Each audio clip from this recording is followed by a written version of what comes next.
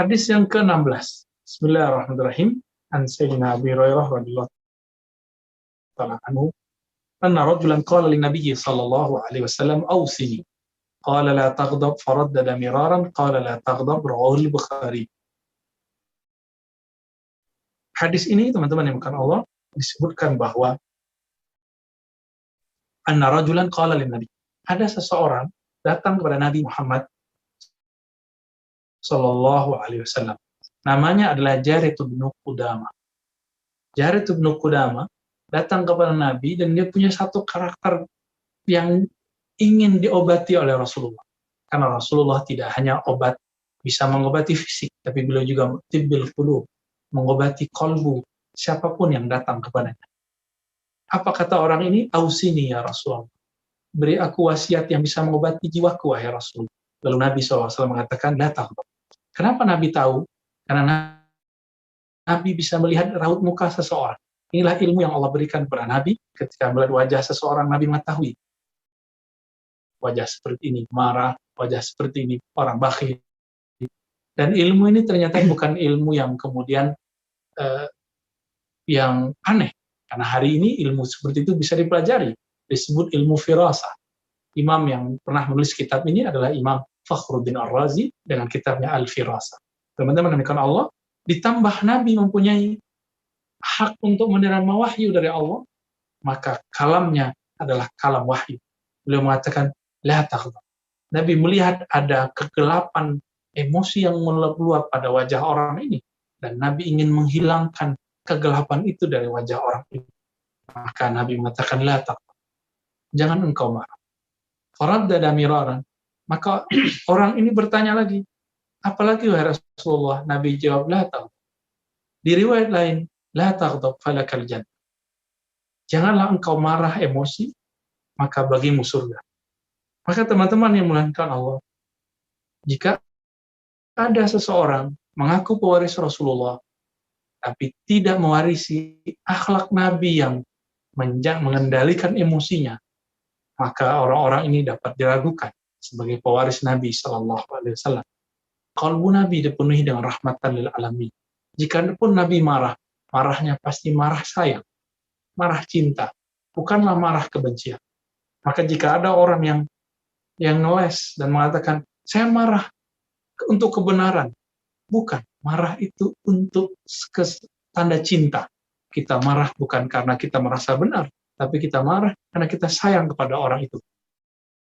Seperti seorang ayah ibu yang marah kepada anaknya, bukan karena benci kepada anaknya. Maka coba lihat, kita marah hari ini atas nama agama, atas nama pemahaman. Apakah itu marah karena kita sayang kepada orang yang kita marahi? Atau kita benci kepadanya? Imam Sya'rani mengatakan, janganlah engkau menjadi da'i, menjadi pendakwah, menjadi penceramah, sampai engkau berkeinginan agar rahmat Allah sampai kepada dirimu dan orang yang engkau ceramahi. Jika tidak, maka berhentilah. Maka teman-teman yang melakukan Allah, perhatikanlah diri kita, orang-orang sekitar kita, bahwa orang-orang yang marahnya karena cinta, dia marahnya tidak ada kebencian di dalam dirinya. Ya?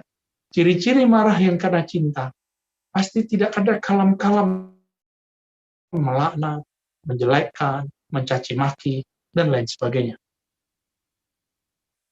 Maka kita aneh sekarang jika ada manhajul ghadab, manhaj kajian yang marah-marah terus.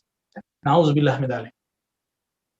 Sahabat ini ketika mendengar kalam Nabi seperti ini, kemarahannya langsung sembuh. Itulah hebatnya Rasulullah.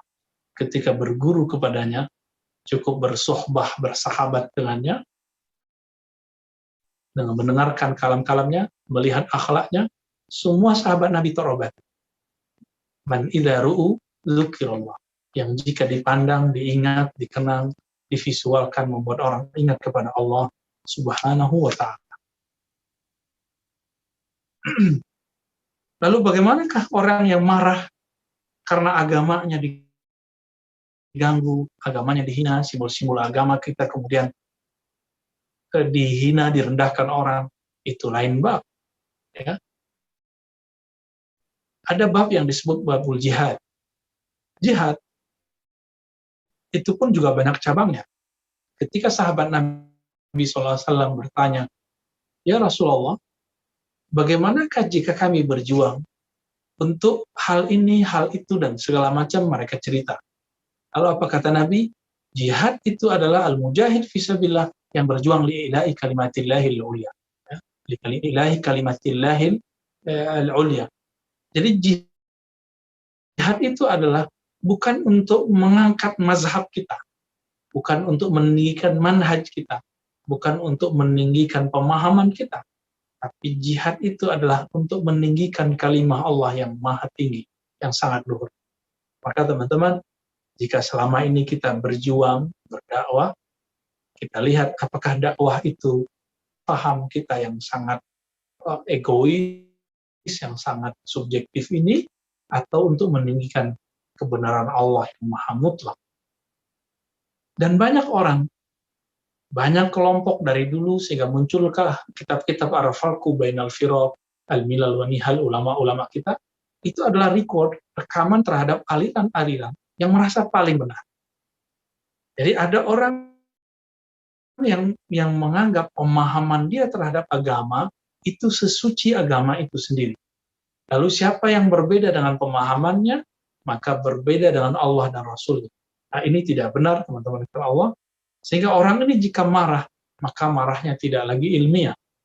Berbeda dengan Imam Syafi'i mengatakan, apa kata beliau? Jika aku berdebat, maka aku berharap melihat kebenaran muncul, yazhar, muncul dari lisan lawan debat. Ini perbedaan kita berdebat dengan Imam Syafi'i. Imam Syafi'i berdebat berharap kebenaran diambil dari lawan bicaranya. Kalau kita berdebat ingin menjatuhkan lawan bicara kita. Na'udzubillah min syarri anfusina. Semoga Allah mengampuni aib-aib yang ada dalam diri kita.